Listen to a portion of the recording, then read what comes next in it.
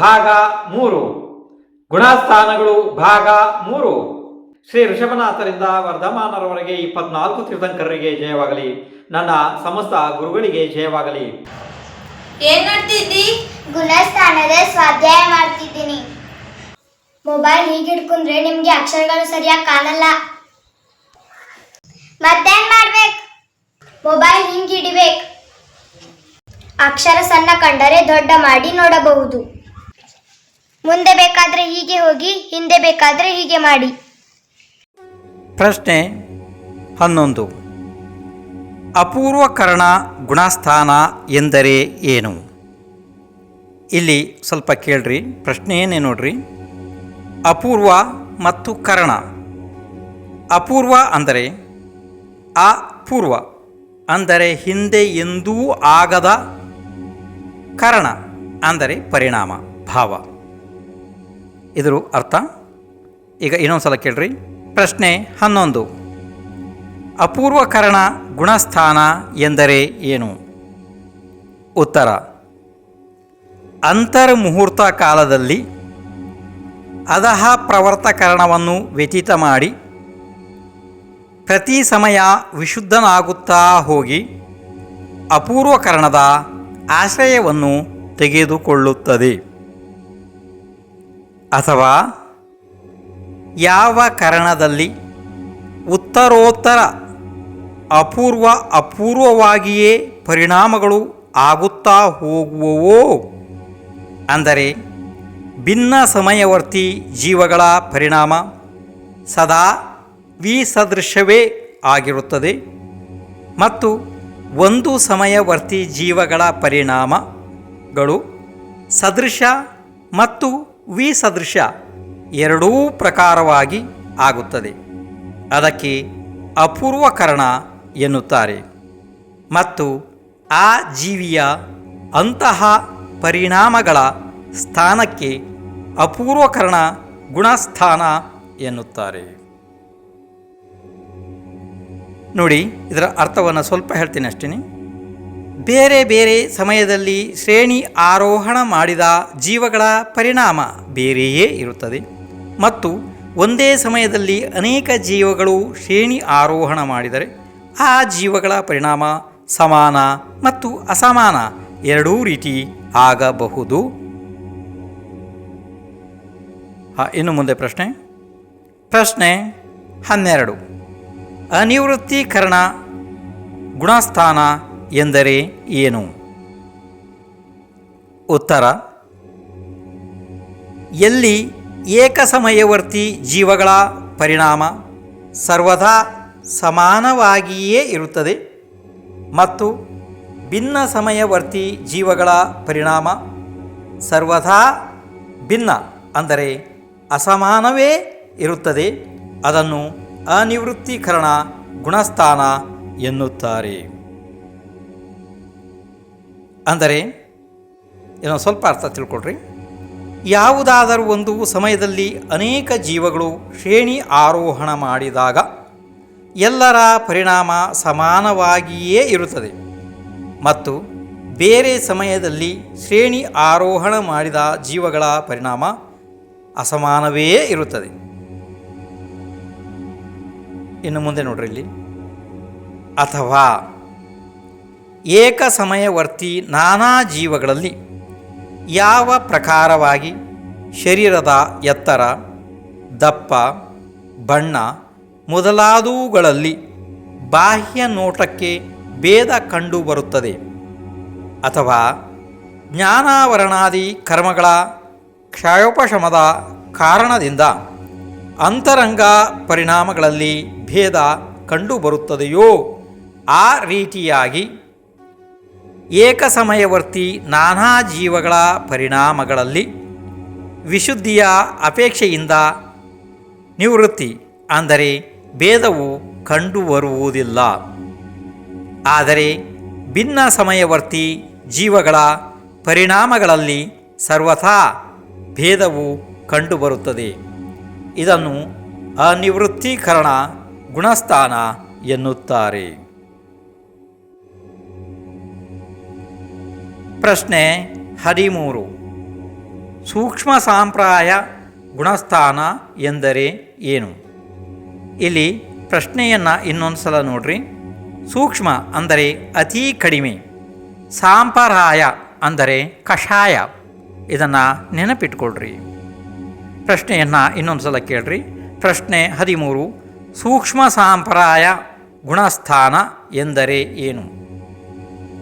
ಉತ್ತರ: ತೊಳೆದು ಹಾಕಿದ ಬಿಳಿ ಹೊಸ ವಸ್ತ್ರದಲ್ಲಿ ಯಾವ ಪ್ರಕಾರ ಸೂಕ್ಷ್ಮ ರಜಕಣಗಳು ಉಳಿದಿರುತ್ತವೆ, ಅದೇ ರೀತಿ ಬಾದರ ಕಷಾಯದ ಅಭಾವ ಆದರೂ ಕೂಡ ಸೂಕ್ಷ್ಮ ಕಷಾಯದಿಂದ ಯುಕ್ತ ಜೀವ ಸೂಕ್ಷ್ಮ ಸಾಂಪ್ರಾಯ ಇದೆ. ಇಲ್ಲಿ ಏನಾಗಿದೆ, ಜೀವದಲ್ಲಿ ದೊಡ್ಡ ದೊಡ್ಡ ಕಷಾಯಗಳೆಲ್ಲ ಹೋಗಿಬಿಟ್ಟಿದ್ದಾವೆ. ಇಲ್ಲಿ ಕೇವಲ ಸಂಜೀವಲನದ ಸೂಕ್ಷ್ಮ ಲೋಭ ಕಷಾಯ ಮಾತ್ರ ಉಳಿದಿದೆ ಅಷ್ಟೇ. ಅಥವಾ ಯಾವ ಜೀವದಲ್ಲಿ ಕೇವಲ ಸಂಜ್ವಲನದ ಸೂಕ್ಷ್ಮ ಲೋಭ ಕಷಾಯ ಮಾತ್ರವೇ ಉದಯದಲ್ಲಿ ಇರುತ್ತದೆಯೋ ಅದಕ್ಕೆ ಸೂಕ್ಷ್ಮ ಸಾಂಪ್ರಾಯ ಎನ್ನುತ್ತಾರೆ. ಮತ್ತು ಅಂತಹ ಜೀವಿಯ ಆ ಸ್ಥಾನಕ್ಕೆ ಸೂಕ್ಷ್ಮ ಸಾಂಪ್ರಾಯ ಗುಣಸ್ಥಾನ ಎಂದು ಹೇಳುತ್ತಾರೆ. ಪ್ರಶ್ನೆ 14. ಉಪಶಾಂತ ಮೋಹ ಗುಣಸ್ಥಾನ ಎಂದರೆ ಏನು? ಉತ್ತರ: ಶರದ್ ಋತುವಿನಲ್ಲಿ ಆಗುವ ಸರೋವರದ ನಿರ್ಮಲ ಜಲದ ಸಮಾನ ಮೋಹನೀಯ ಕರ್ಮದ ಸಂಪೂರ್ಣ ಉಪಶಮದಿಂದ ಆಗುವ ನಿರ್ಮಲ ಪರಿಣಾಮ ಉಪಶಾಂತ ಮೋಹ ಇದೆ. ಅಥವಾ ಯಾವ ಗುಣಸ್ಥಾನದಲ್ಲಿ ಚಾರಿತ್ರ್ಯ ಮೋಹನೀಯದ ಸಂಪೂರ್ಣ 21 ಪ್ರಕೃತಿಗಳು ಉಪಶಮ ಹೊಂದಿವೆಯೋ ಮತ್ತು ಯಥಾಖ್ಯಾತ ಚಾರಿತ್ರ್ಯ ರೂಪ ವಿಶುದ್ಧ ಸಂಯಮ ಪರಿಣಾಮಗಳು ಪ್ರಕಟವಾಗಿವೆಯೋ ಅದಕ್ಕೆ ಉಪಶಾಂತ ಮೋಹ ಗುಣಸ್ಥಾನ ಎನ್ನುತ್ತಾರೆ. ಇಲ್ಲಿ ಒಂದು ಸ್ವಲ್ಪ ಇದರ ಅರ್ಥವನ್ನು ತಿಳ್ಕೊಳ್ರಿ. ಅಥವಾ ಇದೆಯಲ್ಲ ಅಲ್ಲಿಂದ ನೋಡ್ಕೊಳ್ರಿ. ಯಾವ ಗುಣಸ್ಥಾನದಲ್ಲಿ ಚಾರಿತ್ರ್ಯ ಮೋಹನೀಯದ ಸಂಪೂರ್ಣ 21 ಪ್ರಕೃತಿಗಳು ಅಂದರೆ ಇಲ್ಲಿ 25 ಆಗಬೇಕಾಗಿತ್ತಲ್ವ, ಆದರೆ ಆ ಥರ ಇಲ್ಲ. ಅನಂತಾನುಬಂಧಿಯನ್ನು ಬಿಟ್ಟು 21 ಪ್ರಕೃತಿಗಳು ಸಂಪೂರ್ಣ ಉಪಶಮವನ್ನು ಹೊಂದಿದ್ದಾವೆ ಇಲ್ಲಿ.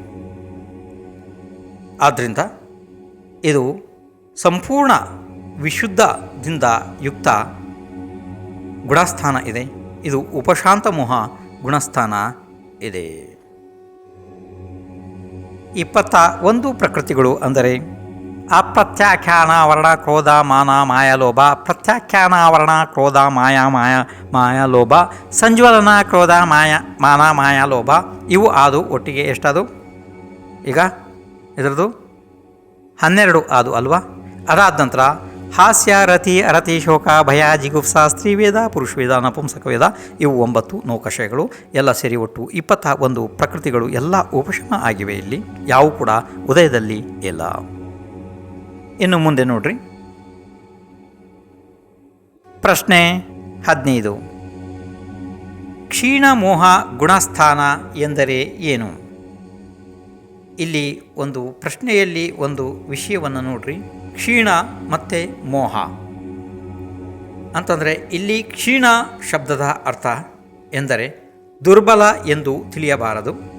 ಕ್ಷೀಣ ಅಂದರೆ ಸಂಪೂರ್ಣ ನಾಶ ಆಗಿದೆ, ಆತ್ಮನಿಂದ ಸಂಪೂರ್ಣ ಹೊರಟಿದೆ ಎಂದು ತಿಳಿಯಬೇಕು. ಯಾವುದು? ಮೋಹ. ಕ್ಷೀಣ ಮೋಹ ಸಂಪೂರ್ಣ ಮೋಹಕರ್ಮ ನಾಶ ಆಗಿದೆ ಎಂದು ತಿಳಿಯಬೇಕು. ಪ್ರಶ್ನೆಯನ್ನು ಇನ್ನೊಂದು ಸರಿ ನೋಡ್ರಿ. ಪ್ರಶ್ನೆ 15.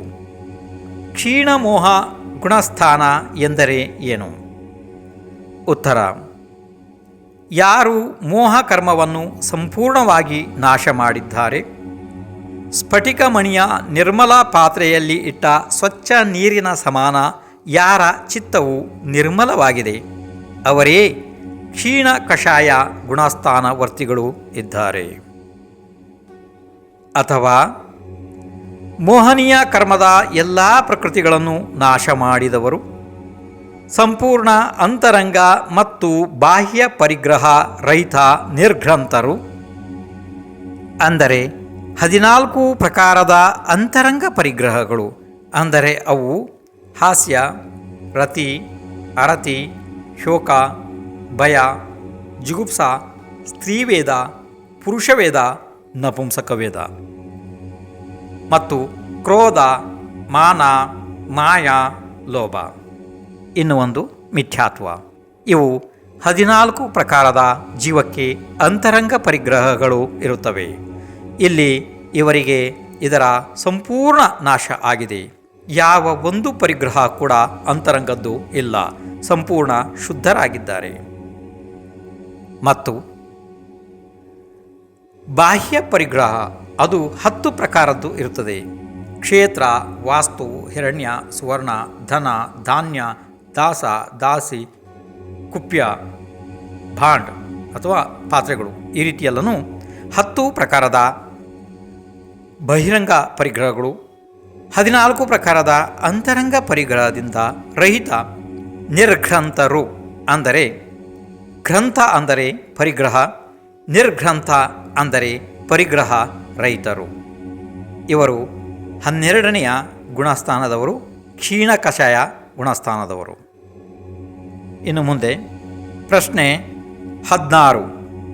ಸಯೋಗ ಕೇವಲಿ ಗುಣಸ್ಥಾನ ಎಂದರೆ ಏನು? ಇಲ್ಲಿ ಪ್ರಶ್ನೆಯನ್ನು ಇನ್ನೊಂದು ಸಲ ನೋಡಿಕೊಡ್ರಿ.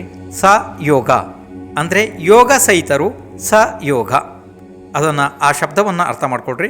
ಪ್ರಶ್ನೆ ಇನ್ನೊಂದು ಸಲ ಕೇಳ್ರಿ. ಪ್ರಶ್ನೆ 16. ಸಯೋಗ ಕೇವಲಿ ಗುಣಸ್ಥಾನ ಎಂದರೆ ಏನು? ಉತ್ತರ: ಕೇವಲ ಜ್ಞಾನರೂಪಿ ಸೂರ್ಯಕಿರಣದ ಕಾರಣದಿಂದ ಅಜ್ಞಾನಾಂಧಕಾರ ಸಂಪೂರ್ಣ ನಷ್ಟವಾಗಿದೆ. 9 ಕ್ಷಾಯಿಕ ಲಬ್ಧಿಗಳಿಂದ ಸಂಪನ್ನರು. ಅಂದರೆ 9 ಕ್ಷಾಯಿಕ ಲಬ್ಧಿಗಳನ್ನು ಬರೆದುಕೊಳ್ಳ್ರಿ. ಪ್ರಾರಂಭ. ಕ್ಷಾಯಿಕ ಜ್ಞಾನ, ಕ್ಷಾಯಿಕ ದರ್ಶನ, ಕ್ಷಾಯಿಕ ದಾನ, ಕ್ಷಾಯಿಕ ಲಾಭ, ಕ್ಷಾಯಿಕ ಭೋಗ, ಕ್ಷಾಯಿಕ ಉಪಭೋಗ, ಕ್ಷಾಯಿಕ ವೀರ್ಯ, ಕ್ಷಾಯಿಕ ಸಮ್ಯಕ್ತ್ವ, ಕ್ಷಾಯಿಕ ಚಾರಿತ್ರ್ಯ. ಇದು 9 ಕ್ಷಾಯಿಕ ಲಬ್ಧಿಗಳು. 9 ಕ್ಷಾಯಿಕ ಲಬ್ಧಿಗಳಿಂದ ಸಂಪನ್ನರು, ಪರಮಾತ್ಮ ಪದವಿಗೆ ಪ್ರಾಪ್ತರು. ಯಾರ ಜ್ಞಾನ ಇಂದ್ರಿಯ ಪ್ರಕಾಶ ಆದಿಗಳ ಸಹಾಯದಿಂದ ರಹಿತ ಇದೆ, ಅಂದರೆ ಅವರ ಜ್ಞಾನ ದರ್ಶನಕ್ಕೆ ಇಂದ್ರಿಯಗಳು ಅವಶ್ಯಕತೆ ಇಲ್ಲ, ಮತ್ತು ಪ್ರಕಾಶ ಕೂಡ ಬೇಡ. ಯಾಕೆಂದರೆ ಅವರಿಗೆ ಎಲ್ಲ ಕ್ಷಾಯಿಕ ಅಂದರೆ ಆತ್ಮನಲ್ಲಿ ಆ ಸಂಪೂರ್ಣ ಜ್ಞಾನ ಮತ್ತು ದರ್ಶನ ಪ್ರಕಟ ಆಗಿದೆ. ಇನ್ನು ಯೋಗ ಸಹಿತ ಇದ್ದಾರೆ.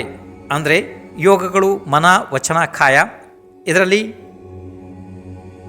ವಚನ ಯೋಗ ಇದೆ, ಅವ್ರದ್ದು ದಿವ್ಯಧ್ವನಿ ಹೊರಡಬಹುದು. ಕಾಯಿ ಯೋಗ ಇದೆ, ಅವ್ರದ್ದು ವಿಹಾರ ಆಗ್ತದೆ. ಇನ್ನು ಮನಯೋಗ ಅಂದರೆ ದ್ರವ್ಯ ಮನ ಅಲ್ಲಿ ಇರ್ತದೆ. ಆದ್ದರಿಂದ ಯೋಗ ಸಹಿತ ಇದ್ದಾರೆ. ಅಂತಹ ಕೇವಲ ಜ್ಞಾನಯುಕ್ತ ಭಗವಂತರು ಸಯೋಗ ಕೇವಲಿಗಳು, ಕೇವಲಿ ಎನ್ನುತ್ತಾರೆ ಅವರನ್ನು. ನೋಡಿ, ಕೇವಲ ಜ್ಞಾನ ಅಂದರೆ ಸಮಸ್ತ ದ್ರವ್ಯಗಳು, ಲೋಕ ಅಲೋಕ, ಅವುಗಳ ತ್ರಿಕಾಲವರ್ತಿ ಸಮಸ್ತ ಪರ್ಯಾಯಗಳು, ಆ ಅನಂತಾನಂತ ಪರ್ಯಾಯಗಳ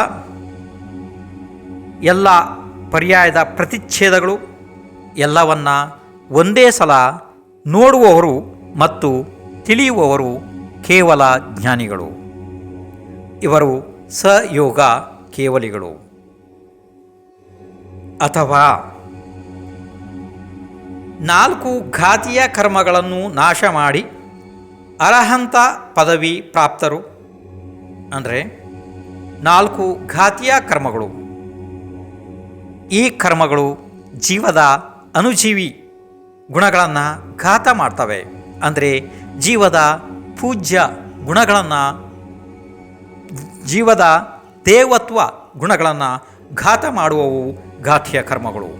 ಅವು ಜ್ಞಾನಾವರಣೀಯ, ದರ್ಶನಾವರಣೀಯ, ಮೋಹನೀಯ, ಅಂತರಾಯ.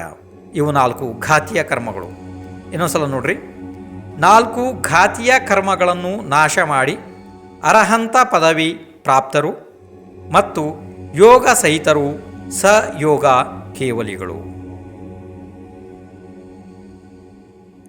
ಇವರು ಅರಹಂತ ಪದವಿಯನ್ನು ಪ್ರಾಪ್ತ ಮಾಡಿಕೊಂಡಿದ್ದಾರೆ. ಪ್ರಶ್ನೆ 17.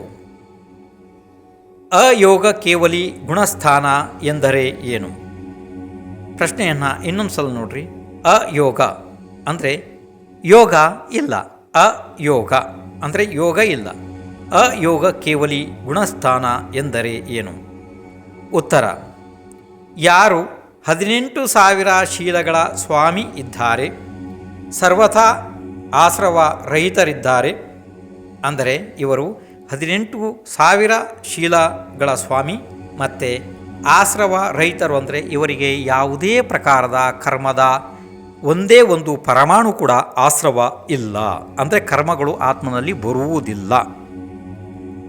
ಯಾರ ಸತ್ತಾದ ಕರ್ಮವೂ ಕೂಡ ಕ್ಷಯವಾಗುತ್ತಿದೆ, ಅಂದರೆ ಎಲ್ಲ ನಾಶ ಆಗ್ತಾ ಇದ್ದಾವೆ, ಈಗ ಕ್ಷಯ ಆಗ್ತಾ ಇದ್ದಾವೆ. ಅಂತಹ ಯೋಗರಹಿತ ಅಂದರೆ ಅವರಿಗೆ ಮನವಚನ ಕಾಯದ ಯೋಗ ಇರುವುದಿಲ್ಲ.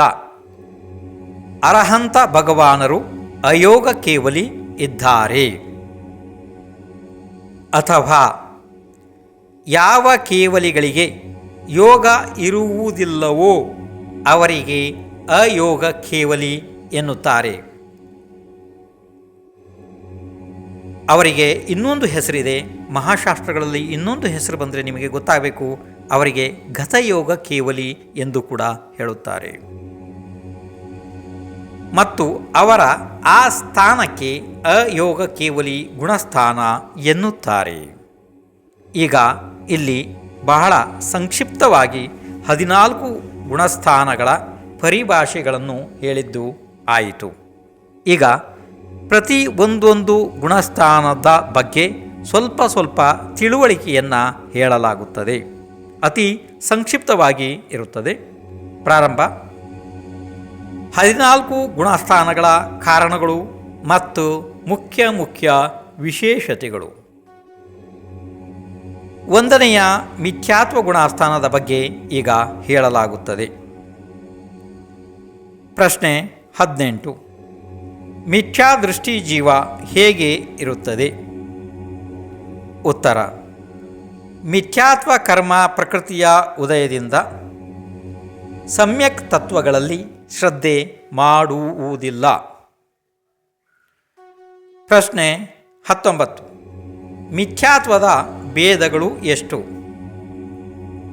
ಉತ್ತರ: 5 ಭೇದಗಳು ಇವೆ. ಏಕಾಂತ, ವಿಪರೀತ, ವಿನಯ, ಸಂಶಯ, ಅಜ್ಞಾನ. ಆದರೆ ಇದು ಶಾಸ್ತ್ರದ ಮೂಲ ಮುಖ್ಯ ಪ್ರಕರಣ. ಅರ್ಥ ಆಯಿತು? ಕೇವಲ 5 ಭೇದಗಳು ಮಾತ್ರ ಇದ್ದಾವೆ, ಆ ರೀತಿ ತಿಳಿಬೇಡ್ರಿ. ಯಾಕೆಂದರೆ ಒಂದರದ್ದು ಅಸಂಖ್ಯಾತ ಲೋಕ ಪ್ರಮಾಣ ಭೇದಗಳು ಕೂಡ ಆಗ್ಬೋದು, ಇಲ್ಲ ಅದಕ್ಕೂ ಜಾಸ್ತಿನೂ ಆಗ್ಬೋದು. ಇದು ಬಹಳ ದೊಡ್ಡ ವಿಷಯ ಇದೆ. ಆಯಿತು? ಆದರೆ ಮುಖ್ಯ ಮೂಲ ರೂಪದಿಂದ ಒಂದು ಮಿಥ್ಯಾತ್ವದ್ದು 5 ಭೇದಗಳನ್ನು ಹೇಳಿದ್ದಾರೆ ಶಾಸ್ತ್ರಗಳಲ್ಲಿ. ಅವು ಯಾವುವು? ಏಕಾಂತ, ವಿಪರೀತ, ವಿನಯ, ಸಂಶಯ, ಅಜ್ಞಾನ. ಆದರೆ ಈ 5 ಭೇದಗಳಿಂದನೇ ಇನ್ನು ಅನೇಕ ಪ್ರಭೇದಗಳು ಆಗುತ್ತಾ ಮುಂದೆ ಹೋಗ್ತವೆ. ಅದು ಲೆಕ್ಕದಿಂದ ಹೊರಗೆ ಇದೆ, ಅದನ್ನು ಲೆಕ್ಕ ಕೂಡ ಮಾಡಲಿಕ್ಕೆ ಸಾಧ್ಯ ಇಲ್ಲ. ಆದರೆ ಇದನ್ನು 5 ತಿಳಿದ್ರೆ ನಿಮಗೆ ಸಾಮಾನ್ಯವಾಗಿ ಒಂದು ಅದರ ಅಂದಾಜು ಆಗುತ್ತದೆ. ಪ್ರಶ್ನೆ 20. ಏಕಾಂತ ಮಿಥ್ಯಾತ್ವ ಎಂದರೆ ಏನು? ಉತ್ತರ: ಪದಾರ್ಥವು ಅಂದರೆ ವಸ್ತುವನ್ನು ಪದಾರ್ಥ ಎನ್ನುತ್ತಾರೆ ಶಾಸ್ತ್ರದಲ್ಲಿ. ಪದಾರ್ಥವು ಅನೇಕ ಗುಣಧರ್ಮಗಳಿಂದ ಯುಕ್ತ ಇರುತ್ತದೆ, ಆದರೆ ಅದನ್ನು ಒಂದೇ ಗುಣಧರ್ಮ ರೂಪವಾಗಿ ಮನ್ನಿಸುವುದು.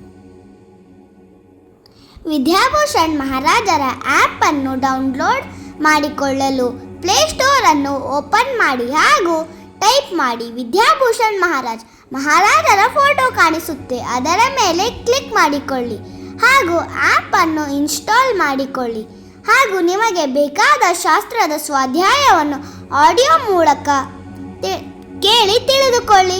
ಯೂಟ್ಯೂಬ್ ಚಾನಲನ್ನು ಸಬ್ಸ್ಕ್ರೈಬ್ ಮಾಡಿ, ಲೈಕ್ ಮತ್ತು ಶೇರ್ ಮಾಡಿ.